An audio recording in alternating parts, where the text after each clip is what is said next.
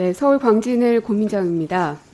오늘 이제 월성 1호기 감사원 결과가 발표가 됐는데, 참 많은 이야기들이 요 며칠 사이에, 며칠뿐만이 아닙니다. 꽤나 많은 논의들이 있었고, 에너지 소모도 참 많았고요.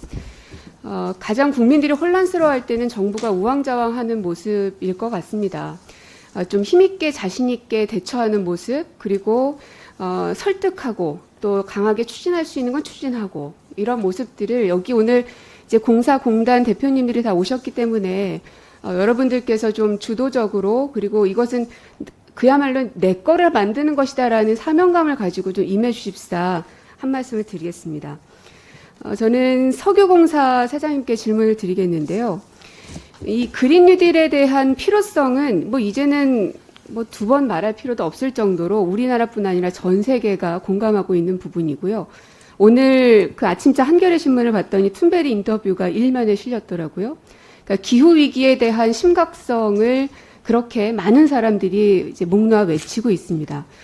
이제 그러다 보니 이제 본 의원의 고민은 뭐냐면, 전통적인 에너지 공기업들이 어떻게 미래 에너지로 전환하고 지금 가지고 있는 시설과 장비와 여러 가지 네트워크들을 안착시킬 것인가.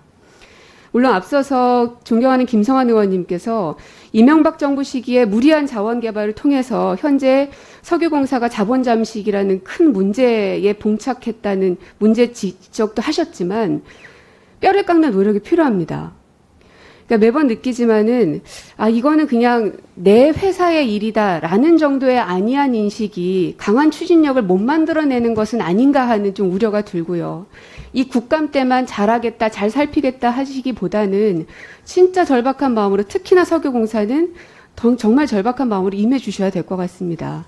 여기 있는 모든 의원님들에게 약속하신 것들이 있으니 앞으로 저도 지켜보겠고요. PPT를 하나 보시면, 이거는 이제 동해 가스전 해상 플랫폼인데요. 잘 아시죠? 이게 지금 이제 그 한계가 다 달았죠? 네, 그렇습니다.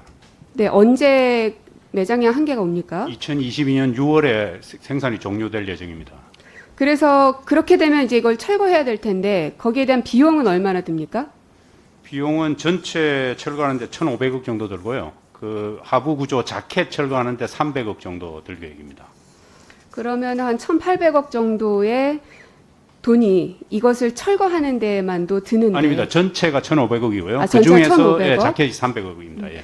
1,500억의 꽤나 많은 금액이 이것을 철거하는 데만 드는데, 그래서 이 기존에 있는 이 시설들을 재활용할 수 있는 부분을 마침 이제 석유공사에서도 추진을 하고 계시더라고요. 맞죠? 네, 맞습니다. 네.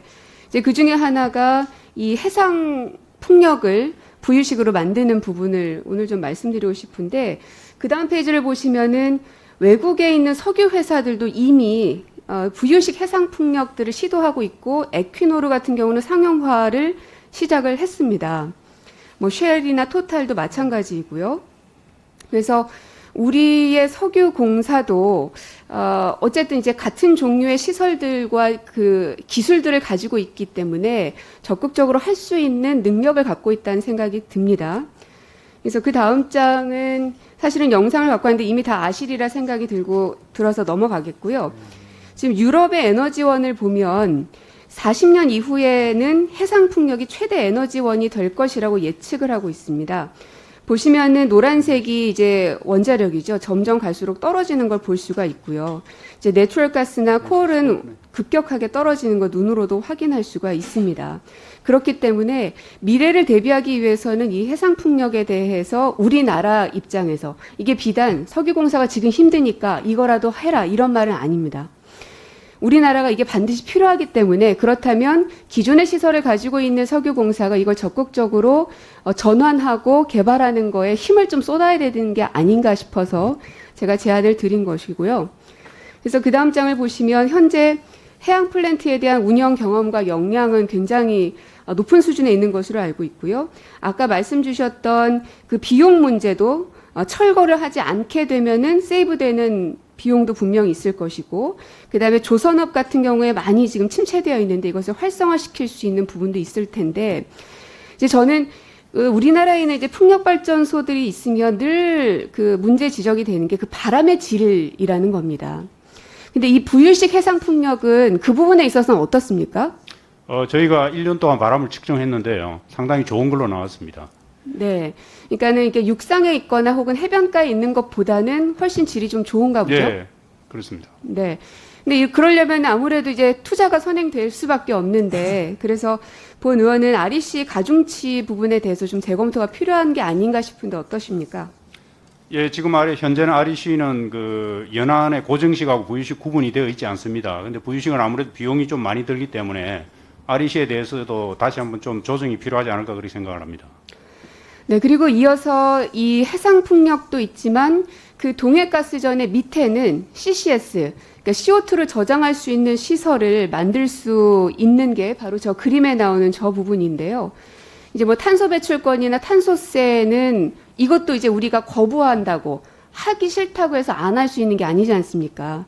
그렇기 때문에 대비를 해야 될 텐데 이미 연구 개발을 꽤나 하고 계시긴 합니다. 매년 조금씩 늘고는 있는데 어디에다 주로 많이 투자를 하십니까?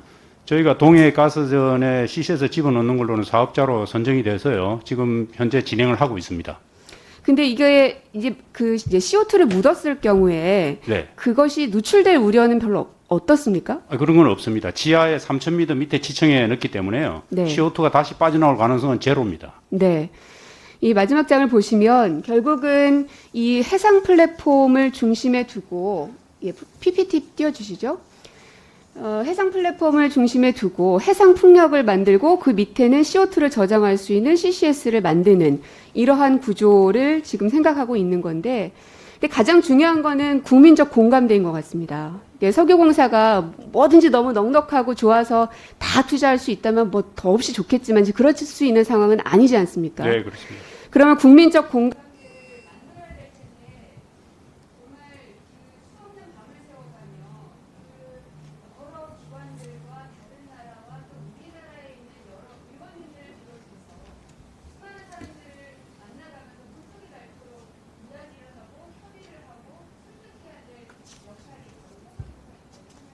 네, 네.